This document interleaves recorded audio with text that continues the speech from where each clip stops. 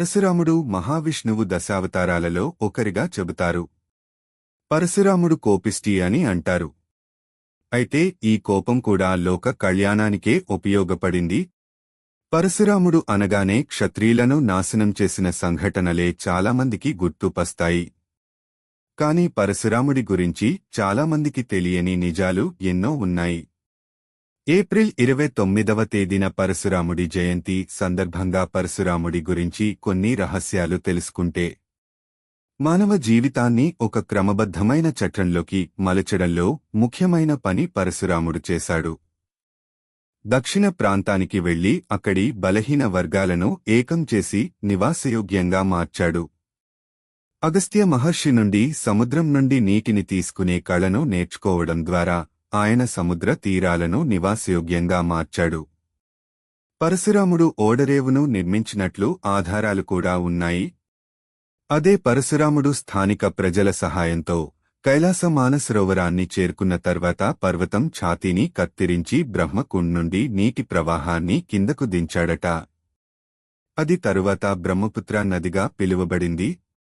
పరశురాముడు సమానత్వ సమాజ సృష్టికర్త. ఆయన బ్రాహ్మణుల శ్రేయోభిలాషిగా, క్షత్రియుల వ్యతిరేకిగా పరిగణిస్తుంటారు.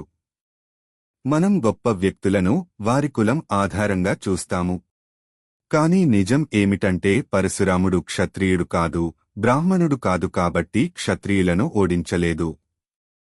సమాజాన్ని రక్షించే ప్రాథమిక విధిని మరచిపోయిన క్షత్రియ సమాజంలోని అహంకారపూరిత రాజులను ఆయన ఓడించాడు.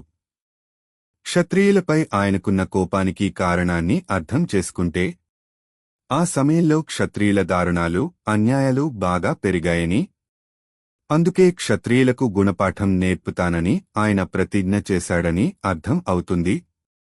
రెండవది, తన మామ సహస్రభుడు తన తండ్రి ఆశ్రమంపై దాడి చేయడం, తన తండ్రి హత్య కూడా పరశురాముని కోపాన్ని రేకెత్తించాయి. భృగు రాజవంశం. పరశురాముడు భృగు వంశానికి చెందినవాడు. అగ్నిని కనిపెట్టిన భృగు వంశం ఇదే. శ్రీమద్ భగవద్గీత 10వ అధ్యాయంలో దేవుడు ఇలా అన్నాడు: నేను ఋషులలో భృగువుని. భృగు మహర్షిని ప్రపంచంలోని మొట్టమొదటి ప్రచేతనగా అభివర్ణించారు. విష్ణు పురాణం ప్రకారం నారాయణుడిని వివాహం చేసుకున్న శ్రీ లక్ష్మి భృగువు కుమార్తె. సముద్ర మథనం నుండి పుట్టిన లక్ష్మి ఆమె తేజస్సు. మహర్షి మార్కండేయ, శుక్రాచార్య, రిచిక, విధాత, దధీచి, త్రిశిర, జమదగ్ని, చ్యవన, నారాయణుని యొక్క శక్తివంతమైన అవతారమైన భగవంతుడు పరశురాముడు భృగు వంశంలో జన్మించాడు. మహర్షి భృగువును అంతరిక్షం, వైద్యం, విధాన పితామహుడిగా భావిస్తారు.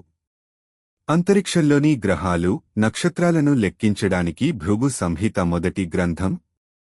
వామన అవతారం తర్వాత పరశురాముడు అవతరించాడు. వామన అవతారం జీవుల జీవ పరిణామానికి ఒక సూక్ష్మ రూపం. పరశురాముడు మానవ జీవిత అభివృద్ధి ప్రక్రియ సంపూర్ణతకు చిహ్నం. బ్రాహ్మణ సమాజంలో కూడా సంస్కారవంతులు, సద్గుణవంతులు అయిన వారికి ఆయన అధికారం ఇచ్చాడు. అదేవిధంగా ఏ బ్రాహ్మణుడైనా ఆచారాలు పాటించకపోతే అతనిని కూడా పదవి నుంచి తొలగిస్తారు. అలాగే ఎవరైనా సంస్కారవంతులైతే వారిని బ్రాహ్మణుల వర్గంలో చేర్చడానికి ఆయన వెనుకాడలేదు. ఈ జీవ ప్రపంచాన్ని దాని సహజ సౌందర్యంతో సజీవంగా ఉంచడమే ఆయన ఉద్దేశ్యం. జంతువులు, పక్షులు, చెట్లు, పండ్లు, పువ్వులు, మొత్తం ప్రకృతి కోసం ఈ మొత్తం సృష్టి సజీవంగా ఉండాలని ఆయన కోరుకున్నాడు. ఒక రాజు విధివేద జీవితాన్ని వ్యాప్తి చేయడమే తప్ప తన ప్రజలను తనకు విధేయత చూపమని బలవంతం చేయకూడదని ఆయన అన్నారు. కలియుగం చివరిలో ఉంటారు.